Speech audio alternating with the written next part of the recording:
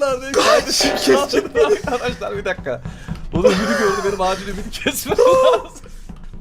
Gençler kovalıyor beni. Bak kaçışa bak. Ümidi acil yakalamam lazım. Gel buraya, gel buraya. Ben bu oyunu bozarım. Hayır, Burada gitme. bozacağım şeyimi. Arkadaşlar şu an benim ümidi acil yakalamam. Oha. Fark etmedi şu an, Apollo. biliyorsunuz mu yani? Bak bu Apollo. kadar olur ya. Dayı gel benimle. Dayı benimle gel. Tamam Fatih. Şimdi Şimdi Yaşar, nereye gidelim, görev yapalım. Dayı. Hah. Direkt şeye basacağım Abi toplantıya. beni görmediyse çok güzel yalnız ya. Şu an bak basacağım. Bir dakika. Niye bak? Beyler Apollo. Yanlışlıkla vente girdi, sonra beni bütün oyun boyu kovaladı. Canımı zor kurtardı.